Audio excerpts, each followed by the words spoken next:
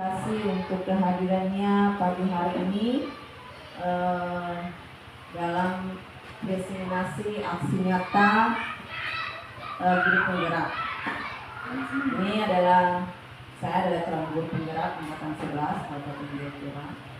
Ini adalah aksi nyata nomor 1, yaitu budaya positif. Ini adalah fasilitator saya, Ibu Resti Yusuf, kemudian penggerak praktik Ibu Haksa Hasim, dan saya sendiri sebagai calon guru penggerak. Ada beberapa latar belakang.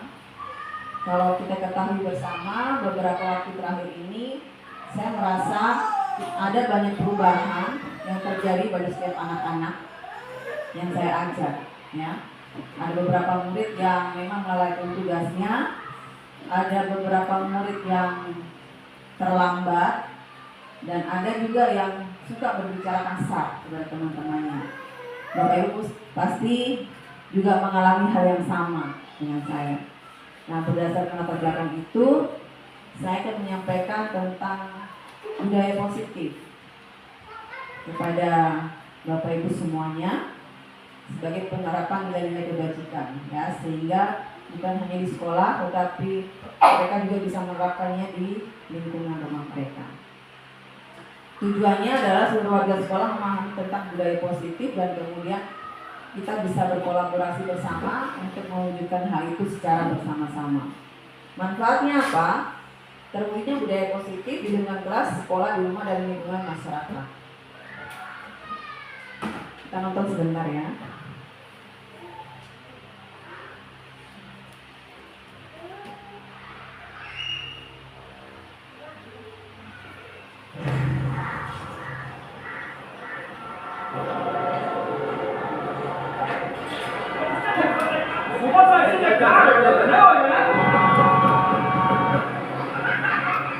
बिला macet.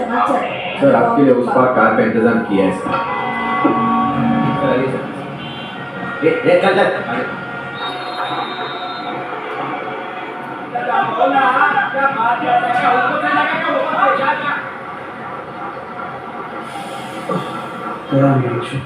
akhirnya sampai. Terus sekarang apa? मेहमान जाके क्या उखाड़ेगा?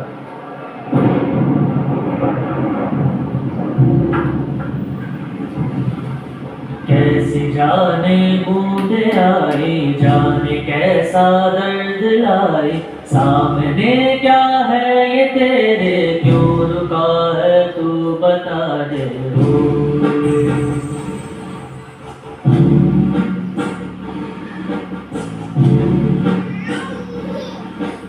कौन तुझको पार लेगा, कौन होगा वो मसीहा, मुझसे तू ढूंढता है, वो ही है तू वही है।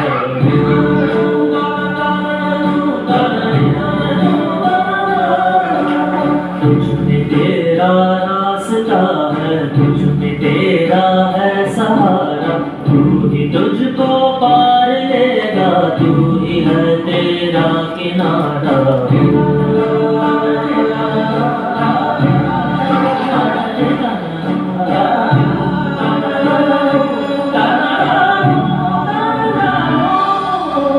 तुझ में तेरा रास्ता है, तुझ में तेरा है सहारा, तू ही तुझको पार लेगा, तू ही है तेरा किनारा। ढूंढता है तू ही है, तू ही है, तू ही है तेरा मसीहा होना।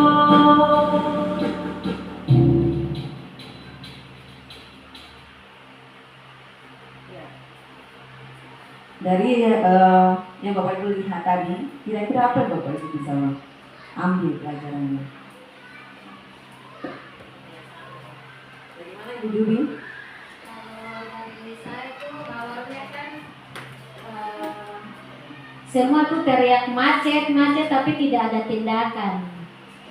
Nah, yang dari saya lihat tindakan dari anak kecil itu, walaupun dia kecil tapi dia punya pikiran yang positif.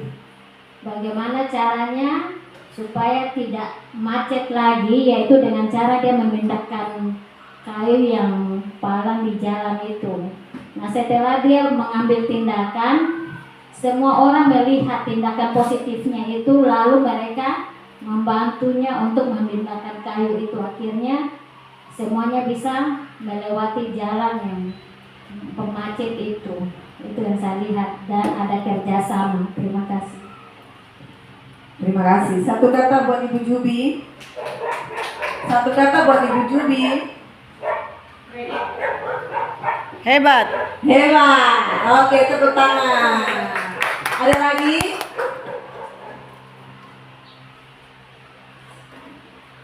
Apa yang Bapak Ibu bisa melihat? Kesatuan hati. Kesatuan hati. Oke, terima kasih Ibu Nunu. Ada apa lagi? Kerjasama. Ya, terima kasih. Ya, kita perlu merubah cara pikir kita untuk membuat perubahan yang besar, gitu ya. Untuk mencapai sebuah tujuan, yang perlu kita rubah dulu adalah cara berpikir kita. Nah, di sini kita akan belajar bersama-sama bagaimana perubahan paradigma belajar, ya. Tadi seperti kita nonton di anak kecil itu, dia mengalami perubahan paradigma. Kalau semua orang dewasa, orang yang punya kekuasaan, mereka nggak bisa melihat hal itu. Tetapi dari anak kecil ini, mereka bisa melihat bahwa hal yang kecil yang dia lakukan itu bisa memberi dampak yang besar, ya. Ada disiplin positif, kemudian ada motivasi produk manusia, ada kebutuhan dasar, kemudian posisi kontrol, keyakinan kelas, dan segitiga restitusi. Perubahan paradigma belajar. Saya dulu berpikir bahwa murid itu seperti kertas yang kosong. Artinya apa? Saya harus menuliskan di kertas itu.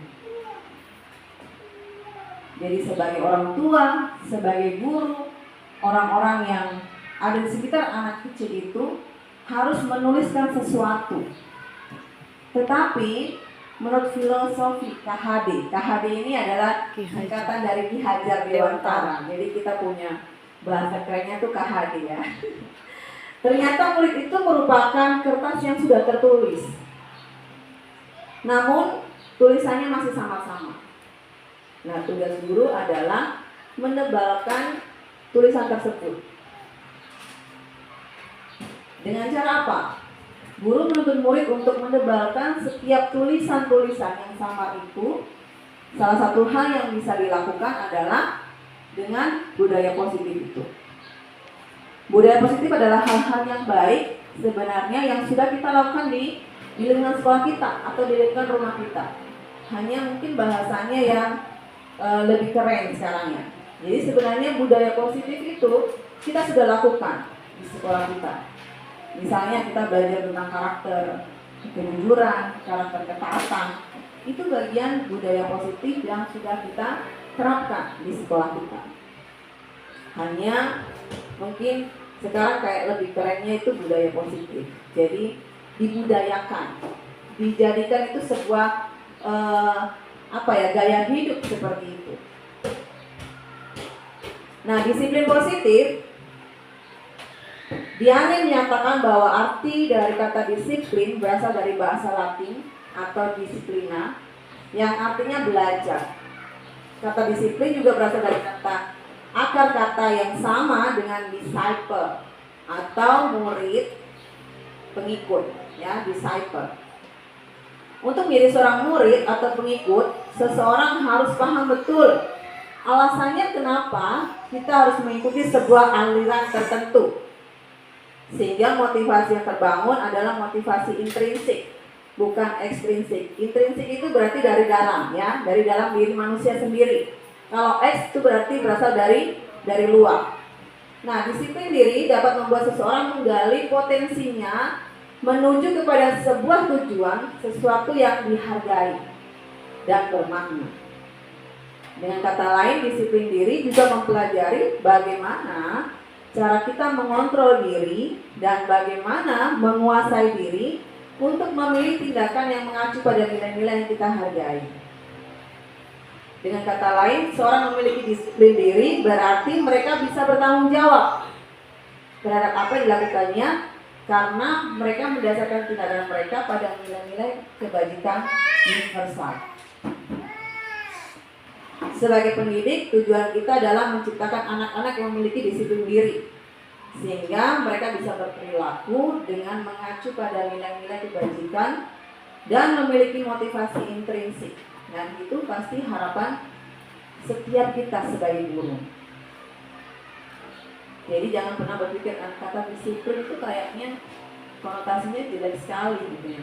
Padahal sebenarnya disiplin diri itu lebih kepada diri kita sendiri, mendisiplinkan diri kita sendiri. Kita nggak bisa mendisiplinkan orang lain kalau kita nggak bisa mendisiplinkan diri kita sendiri, dan itu semua harus dari kesadaran diri kita sendiri, bukan karena faktor orang lain, bukan karena alasannya oh saya akan mendapatkan sesuatu sehingga saya bisa disiplin, bukan, tetapi itu kesadaran dalam diri kita.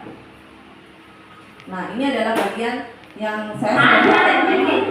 Mereka mendisiplinkan diri mereka, harus selesaikan tugasnya tepat pada waktunya, gitu ya. Meskipun ya pasti ada kekurangan-kekurangan, ada pasti kegagalan-kegagalan, tidak selamanya mulus yang kita lakukan di kelas, tapi dari hal yang sederhana, dari hal yang kecil itu kita bisa belajar untuk mendisiplinkan diri mereka sendiri. Nah, yang kedua adalah motivasi perilaku manusia. Diane Goshen dalam bukunya menyatakan ada 3 motivasi perilaku manusia. Yang pertama, untuk menghindari ketidaknyamanan atau hukuman. Jadi seringkali saya berbohong supaya saya tidak mendapatkan sesuatu. Ya, jadi untuk menghindari ketidaknyamanan atau menghindari hukuman, saya lakukan tindakan yang A atau saya tidak lakukan tindakan yang B. Terjadi seperti itu. Jadi banyak orang yang seringkali biasanya ada di zona nyaman, zona aman saja. Pokoknya saya nggak mau konflik sama Ibu Juki. Yang penting saya mau baik-baik saja, gitu ya. Jadi ada orang-orang tertentu seperti itu. Kemudian juga itu adalah mendapatkan imbalan atau penghargaan dari orang lain. Jadi saya lakukan sesuatu karena saya ingin dipuji. Saya melakukan sesuatu karena saya ingin mendapatkan nilai yang bagus, gitu ya. Karena ada alasan balik semuanya itu. Dan tipe yang ketiga, motivasi yang ketiga adalah menjadi orang yang mereka inginkan dan menghargai diri sendiri dengan nilai-nilai yang mereka percaya. Dan ini yang diharapkan adalah anak-anak murid kita menyadari bahwa semua yang dilakukan bukan karena alasan dari luar, bukan karena dia yang penting saya baik-baik saja, bukan. Tetapi lebih kepada saya berbuat begini karena saya menghargai diri saya. Karena saya mau membanggakan diri saya bukan karena orang lain. Itu yang bersifat intrinsik, ya. Jadi Alfie Kohn mengungkapkan bahwa penghargaan maupun hukuman adalah cara-cara mengontrol perilaku seseorang yang menghancurkan potensi untuk pembelajaran yang sesungguhnya. Jadi sebenarnya penghargaan atau hukuman itu menghancurkan potensi dari setiap murid. Harusnya mereka menggali potensinya hanya karena bahwa oh saya bisa karena memang saya mau mendisiplinkan diri saya sendiri. Ada kesadaran dalam diri bahwa saya bertanggung jawab bukan karena A, B, C, D. Saya bertanggung jawab bukan karena saya takut dihukum, tetapi saya bertanggung jawab karena itu untuk kebaikan saya sendiri. Jadi itu yang diharapkan. Nah, ini kebutuhan dasar manusia. Ada 5, ya. Ada penguasaan, ada kasih sayang dan rasa diterima, ada bertahan hidup, ada kesenangan dan ada kebebasan.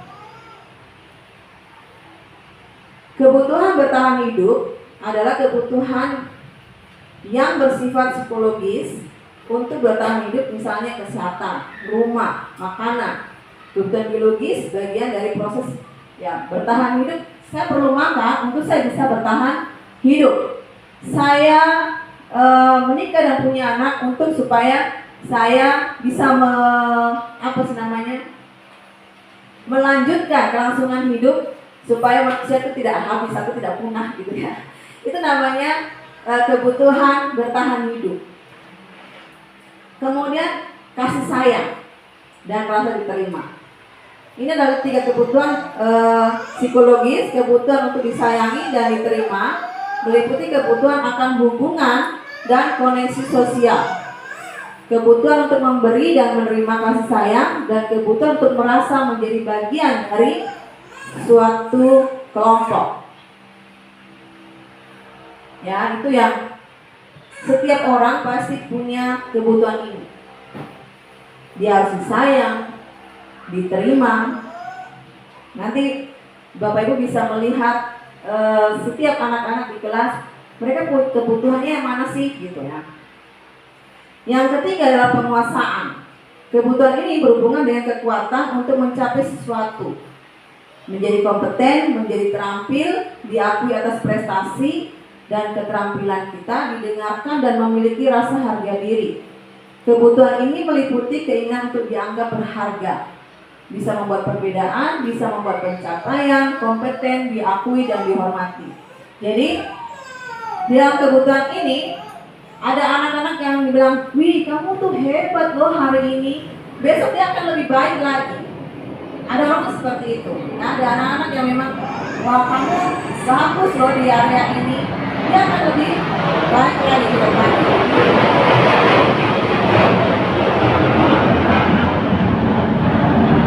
Saya punya anak juga begitu, adalah Sira.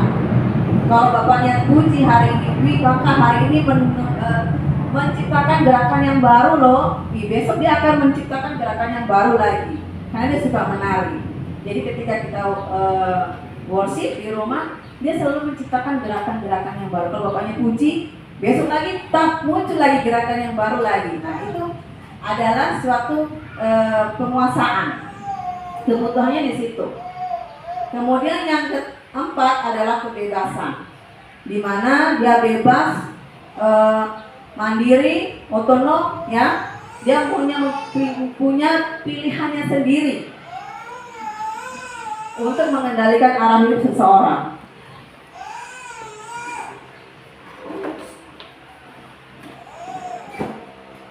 Kesenangan. Kebutuhan akan kesenangan adalah kebutuhan untuk mencari kesenangan, bermain, tertawa, ya. Jadi ada anak-anak itu yang memang dia nggak peduli situasinya apa, yang penting dia senang aja. Ada yang maunya happy, terus ada yang memang maunya bebas, ya. Jadi kalau ada yang piket, kemudian ada yang kabur, nah itu salah satu kebebasan yang dia harapkan. Nah, aduh capek ibu guru, gitu ya. Jadi ada anak kelas 6 yang melakukan hal itu. Beberapa kali giliran piket dia kabur, main gitu keliling di kelas, di lingkungan sekolah ini. Jadi saya tanya, kenapa kamu gak ikut piket? Aduh ibu guru, capek ya. Tapi lari-lari gak capek gitu. Giliran suruh piket, capek dibilangnya. Jadi itu bagian dari kebebasan yang ingin dia tunjukkan. Dia bebas lakukan apa saja, padahal itu ada konsekuensinya, ya. Nah, kalau yang kesenangan tadi ya, dalam situasi apapun, mau senang atau susah, di situasi yang gak enak pun dia bisa menikmati.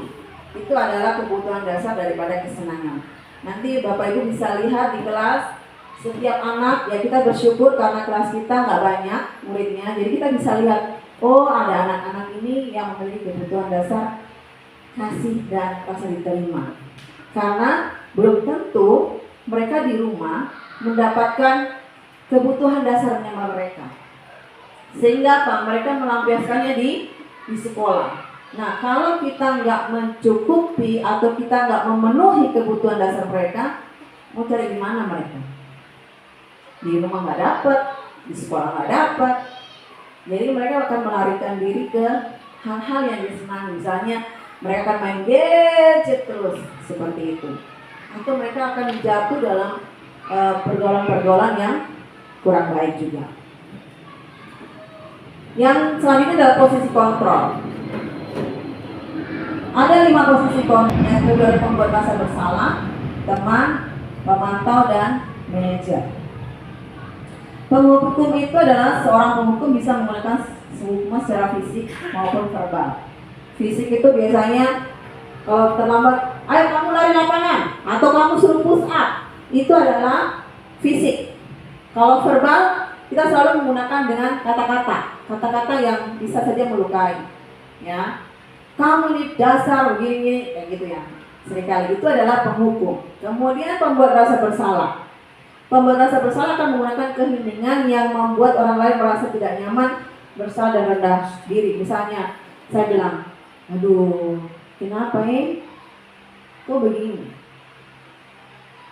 Ibu guru rasa kecewa sekali. Itu adalah pembuat rasa bersalah. Dia membuat rasa, aduh, kenapa saya begini? Seperti itu.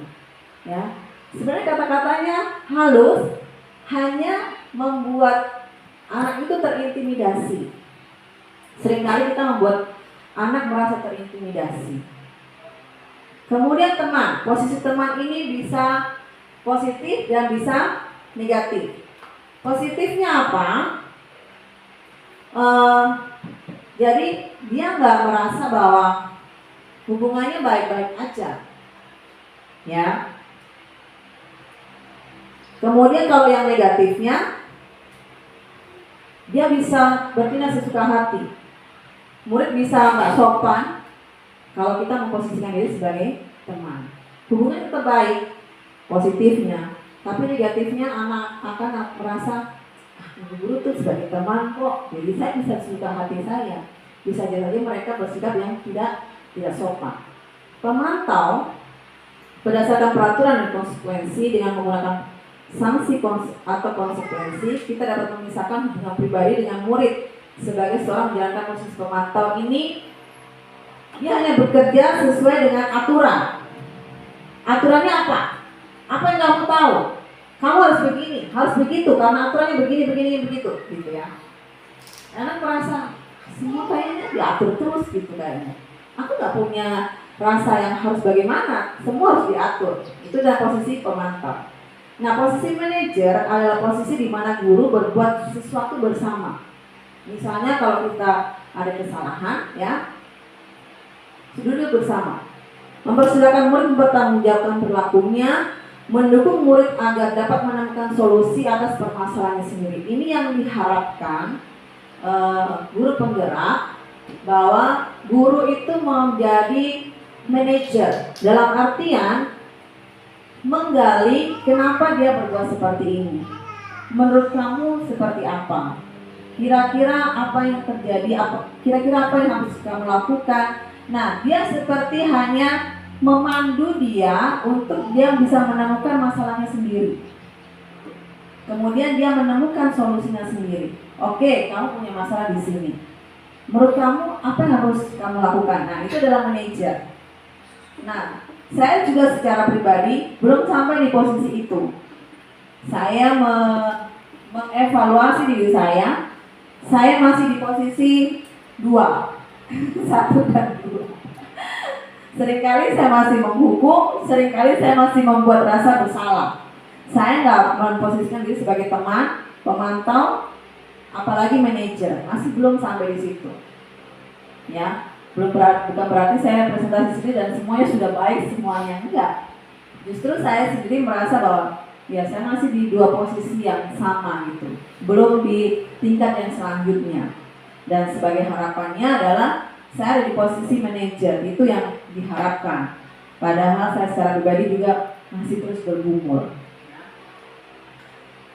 Nah, ini adalah segitiga restitusi. Ada 3. Yang pertama adalah menstabilkan identitas. Yang kedua adalah validasi tindakan yang salah. Yang ketiga adalah menanyakan keyakinan. Menstabilkan identitas, contohnya, ya, ketika dia buat kesalahan, oke, setiap orang pasti pernah melakukan kesalahan, ya. Dan kamu bukan satu-satunya orang yang melakukan kesalahan. Itu menstabilkan identitas. Jadi kita mulai dulu ketika anak melakukan kesalahan, jangan langsung bilang, kamu nih sudah tahu begini, kayak gitu ya.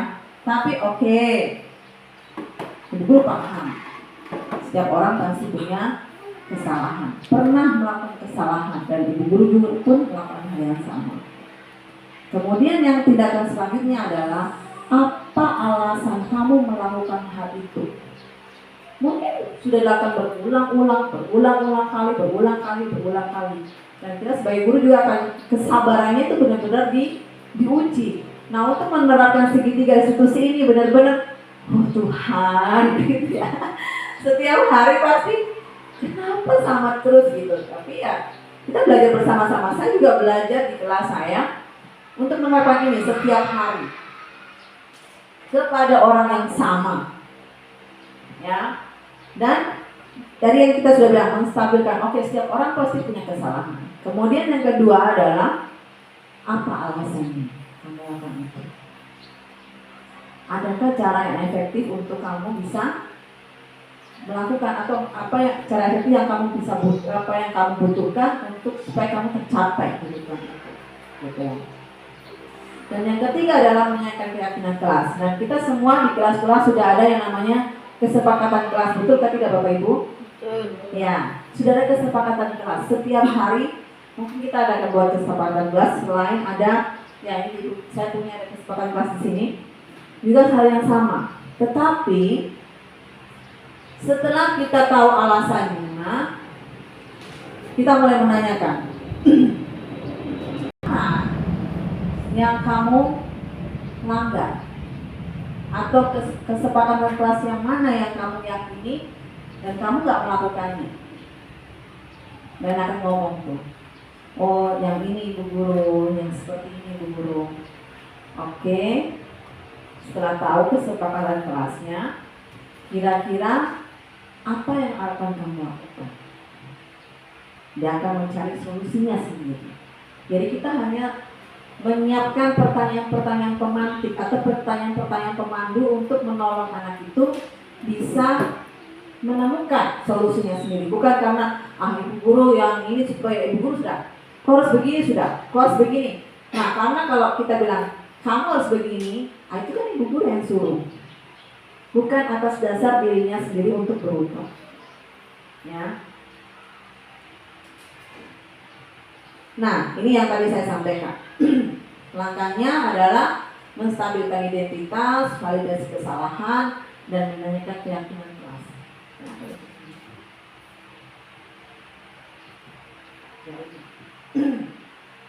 Ya, jadi kita semua akan melakukan hal yang tadi saya sudah sampaikan. Kemudian ada alasannya, kemudian kita kembali kepada keyakinan kelas yang kita. Ini adalah contohnya.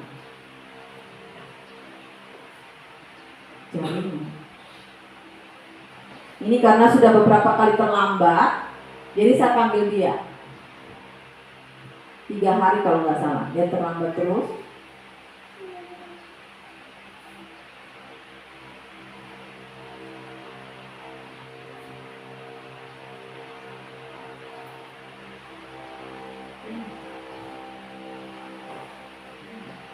Jadi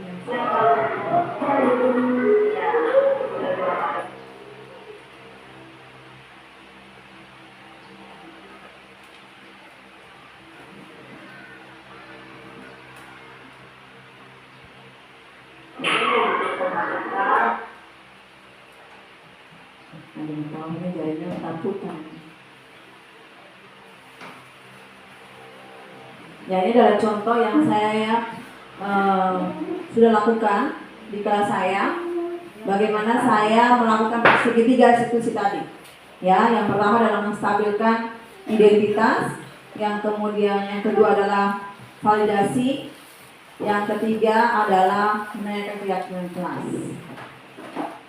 Dan yang terakhir adalah keyakinan kelas. Keyakinan kelas itu bersifat abstrak, ya, daripada peraturan. Kalau peraturan itu lebih kepada kamu ikut, kamu tidak ikut berarti salah, gitu. Tapi kalau keyakinan kelas, kita membuat kesepakatan bersama. Jadi ketika mereka nggak lakukan keyakinan kelas ini atau kesepakatan kelas ini, berarti ada konsekuensi yang mereka akan dapatkan. Dan itu mereka akan tahu. Tetapi tanpa adanya keyakinan kelas, tanpa ada kesepakatan, itu masuk di hukuman. Ya, seringkali kita nggak bahas dulu. Oke, hari ini misalnya kalau kita guru wali kelas kan bersama-sama dengan mereka terus. Nah, kalau guru mapel sebelum memulai pembelajaran harus buat kesepakatan kelas bersama. Nah, itu yang akan disepakati. Kalau misalnya mereka melanggar, nah ini seperti contohnya.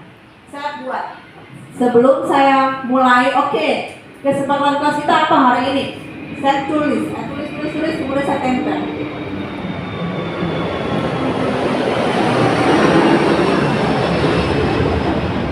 Nah, sepanjang waktu pembelajaran, kalau mereka misalnya tidak ribut ibu guru, oke, tulis ya. Tidak jalan-jalan, tulis. Kita tinggal ingatkan, ingat kesepakatan kelas kita apa? Ibu tinggal tunjuk atau bapak tinggal tunjuk.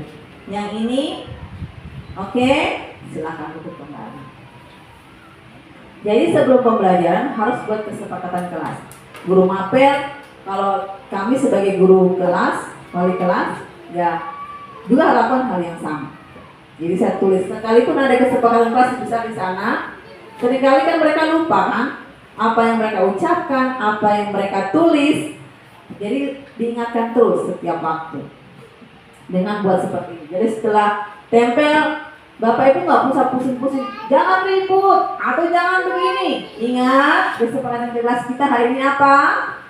Tinggal baca. Oke, yang mana yang belum dilakukan? Silakan duduk kembali. Jadi kita nggak capek.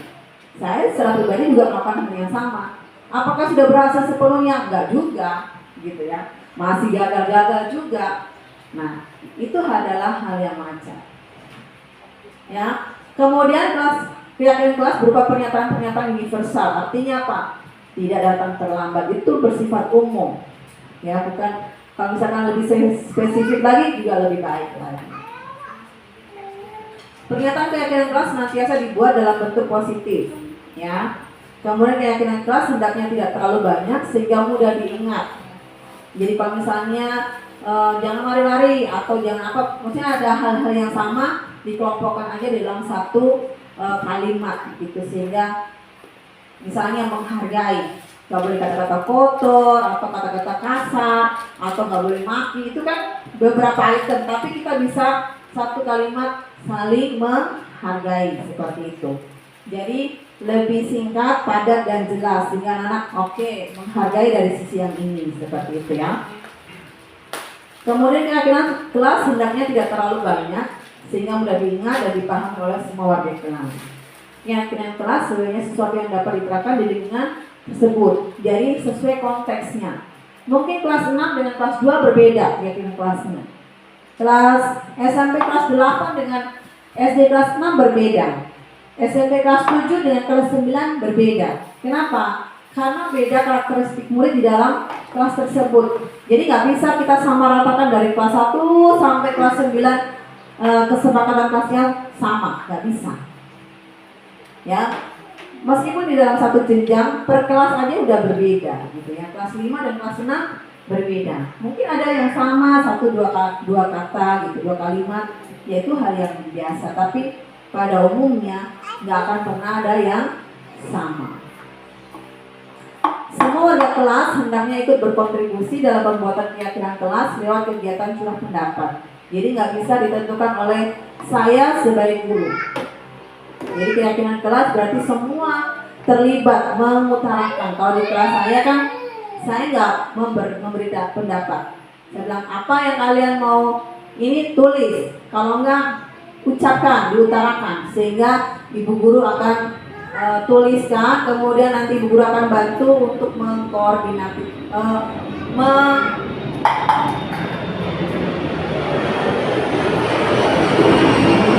kesimpulannya seperti itu. Jadi saya hanya memandu mereka.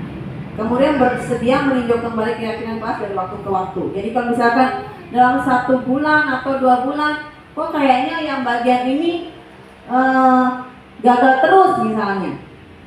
Jadi kira-kira apakah perlu dirubah atau bagaimana gitu. Jadi kita dievaluasi terus ya, dievaluasi terus, ditinjau kembali apakah terus dilakukan atau apakah perlu dihapus atau perlu ditingkatkan, seperti itu ya. Nah, ini adalah kesepakatan kelas yang saya buat, mungkin nggak terlalu kelihatan ya, ini kesepakatan kelas kami di kelas 6 contohnya ya. Dan kesimpulannya, setelah mempelajari modul 1, jadi saya sudah selesai di modul 1, masuk di modul 2 ini. Ternyata banyak sekali kesalahan-kesalahan terhadap cara pandang saya kepada murid. Ya, cara saya menyelesaikan permasalahan dalam kelas. Selama ini saya menganggapnya murid itu bukan segala-galanya, hanya saya segala-galanya di kelas. Semua harus dimulai dari saya. Semua saya harus mengatur, gitu ya. Mulai dari saya. Tetapi pada kenyataannya harusnya saya melibatkan murid. Ya, murid itu menjadi objeknya. Jadi mereka yang mengatur semuanya dan mereka sendiri yang akan bisa menggali potensi, oh ya ternyata saya masih gagal di area ini. Sehingga mereka bisa menyadari bahwa ya saya harus bertumbuh gitu, bukan karena kamu begini harus begini gitu, bukan lagi saya harus memfokuskan murid saya di kelas.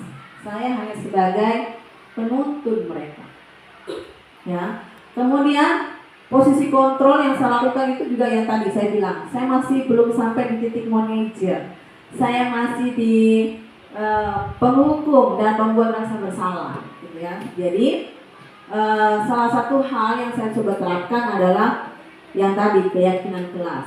Meskipun jatuh bangun, gagal juga, tapi saya mencoba untuk mendisiplinkan diri saya mengontrol diri saya untuk saya bisa menolong murid saya gitu ya, dengan cara segitiga restitusi tadi. Sampai di sini, terima kasih banyak. Ada pertanyaan? Terima kasih buat tepuk tangannya Bapak dari Bu Rita.